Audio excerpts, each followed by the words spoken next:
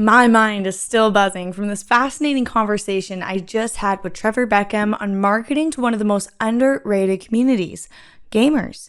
In this discussion, we delve into some pretty insane statistics on how this could impact brands, looking at actual case studies from companies like Wendy's and Domino's and how they applied this strategy to see their campaigns shoot through the roof. Now, targeting gamers is a virtually untouched space because Trevor reminds us that most people look at gamers as someone locked in dark basements glued to a screen all day, when in reality, it's moms playing Candy Crush and bus riders playing Titans, and the list continues of average Joes. So if you're looking for a new audience to target, this episode is for you. Let's dive in. Welcome to Popup Advice, the place where masters of entrepreneurship, leadership, and e-commerce reveal their secret tips and tricks for becoming the top dogs in their field. These candid conversations will give you exclusive strategies that turn your good idea into a great success. Let's dive in.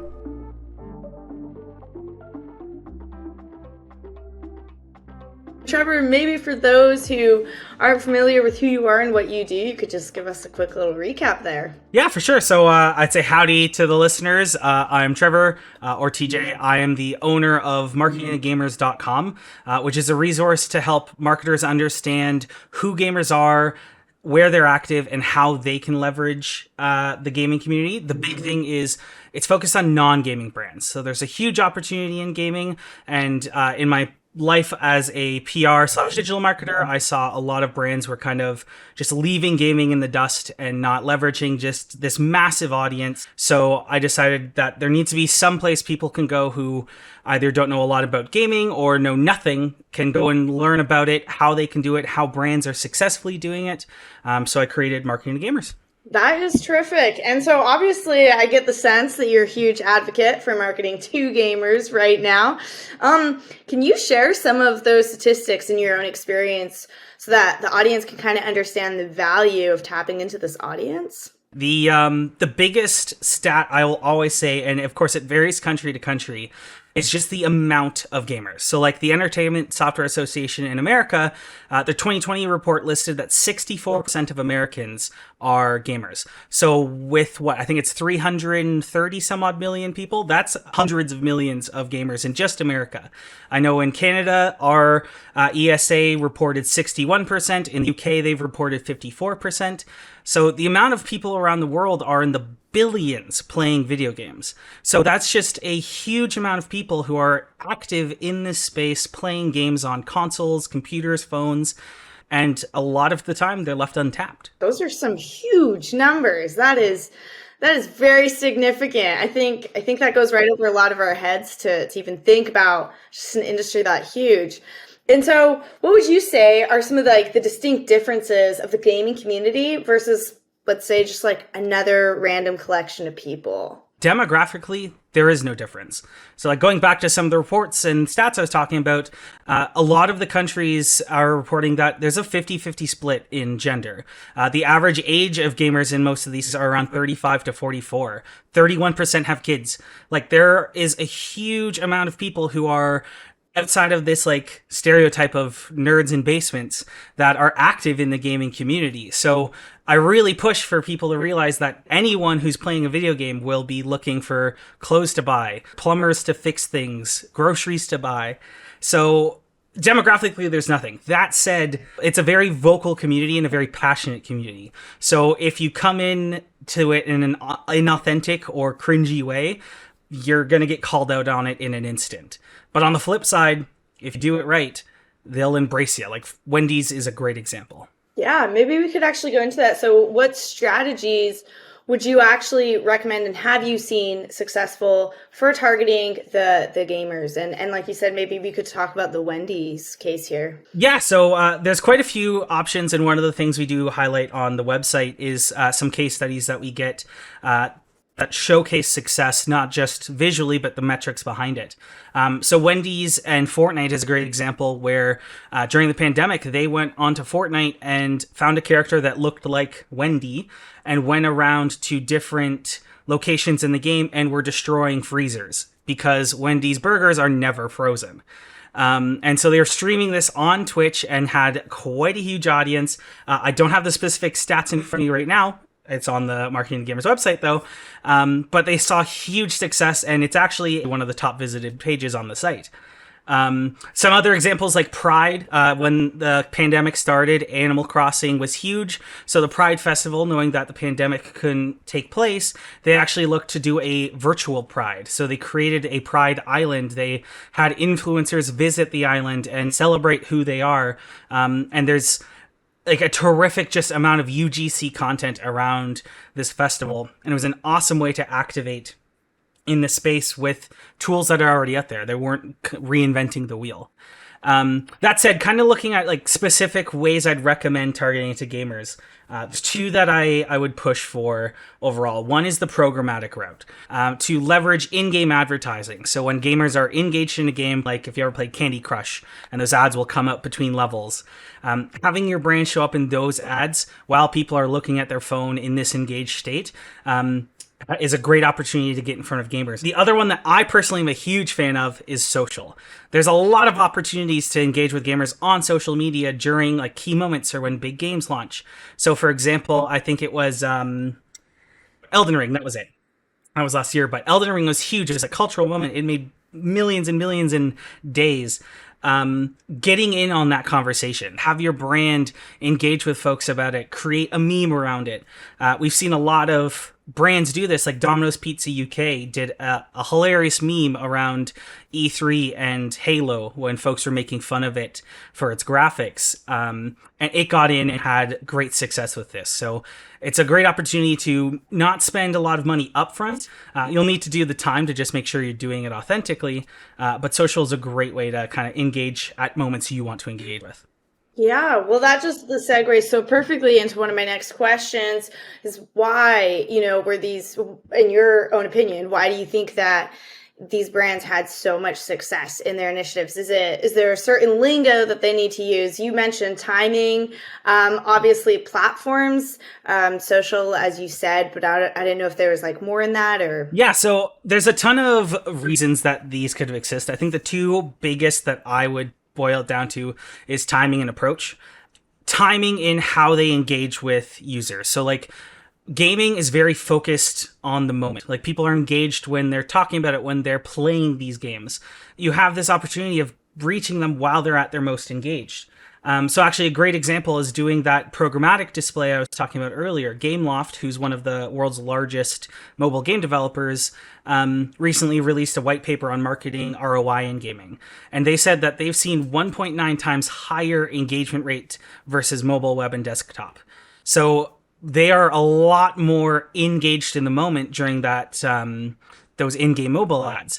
So there's a great opportunity there to leverage. And we've seen other brands comment this as well with like 50% higher video completion rate, 42% higher viewability. So it's a great opportunity to get them while they're in the game. Twitch is also a great example of this as well, or sponsoring events. And not to repeat myself, because I know I've said this a few times, is the approach. Because if you come in inauthentically, it's not gonna work. You're gonna get called out.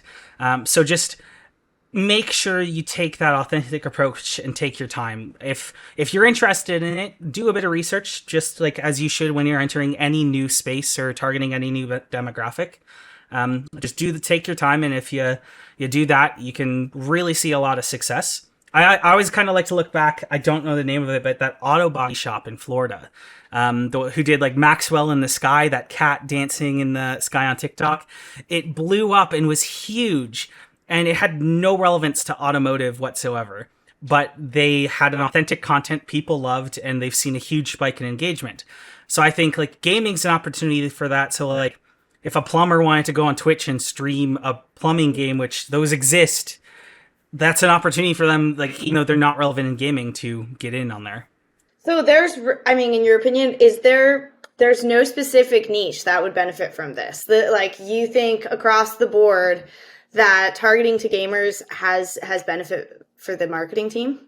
I can't think of a specific brand or company that shouldn't market to gamers. You have so many people of so many ages, diversities, locations, demographics, interests. Like I have family members who are in their 50s who are accountants who don't play games at all, but they're constantly playing mobile games.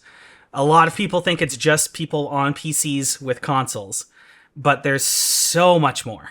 Yeah, no kidding. And maybe we could dive into those stereotypes, because I'm just so curious with the numbers that you've given, and those case studies that prove the efficiency of this market and this audience.